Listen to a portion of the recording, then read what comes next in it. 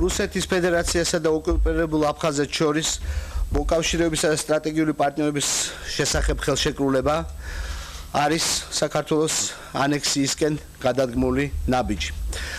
ეს ნაბიჯი სირთულეს უქმნის სამხრეთ კავკასიაში სტაბილობას და ჩიხში შეყავს ის მოლაპარაკებები, რომელიც არსებობდა რუსეთსა და საქართველოს შორის ურთიერთობის ნორმალიზაციასთან დაკავშირებით. ეს ნაბიჯი ახალ გამოწვევებს უქმნის საქართველოს. ეს ნაბიჯი ახალ გამოწვევებს უქმნის ჩვენს პარტნიორებს, როგორც ევროპაში, ასევე მთელი მსოფლიოს მასშტაბით. აფხაზეთის ანექსიისკენ გადადგმული ნაბიჯი ფაქტიურად სამხედრო პოლიტიკურ, სოციალურ-ეკონომიკურ სივრცეში აერთიანებს დამოუკიდებელ საქართველოს ტერიტორიას, აფხაზეთს და მას ფაქტიურად რუსეთის ნაწილად აქცევს.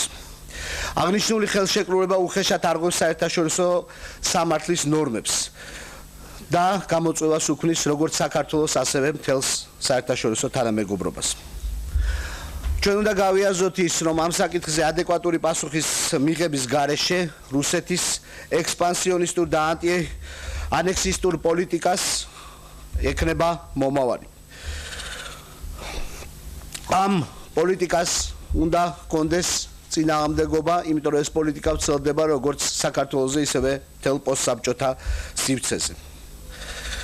ჩვენ მოუწოდებთ საერთაშორისო თანამეგობრობას ამ პოლიტიკის ირგვლივ, ანტიანექსისტური პოლიტიკის ირგვლივ გაერთიანებისაკენ.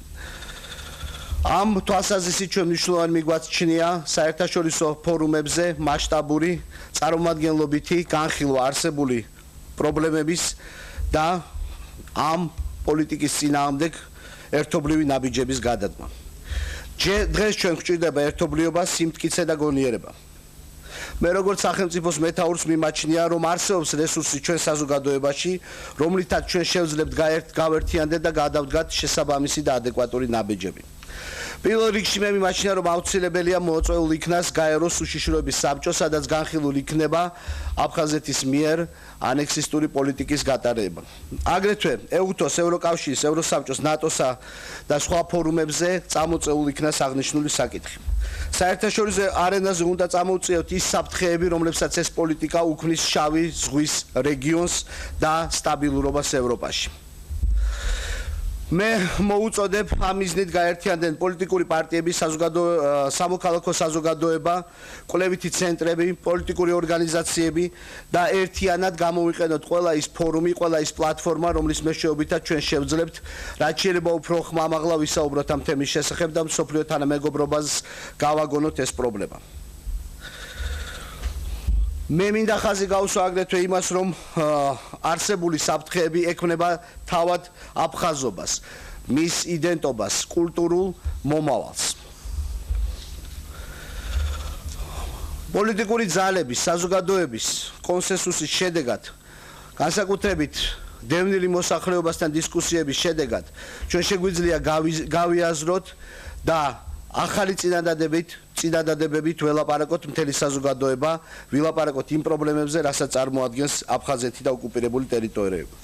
აქედან გამომდინარე მე ვიწყებ კონსულტაციას არასაპარლამენტო პოლიტიკურ პარტიებთან, არასამთავრობო ორგანიზაციებთან იმ საკითხთან დაკავშირებით, თუ როგორ ერთობლივად ვიმოქმედოთ ამ პრობლემის დასაძლევად.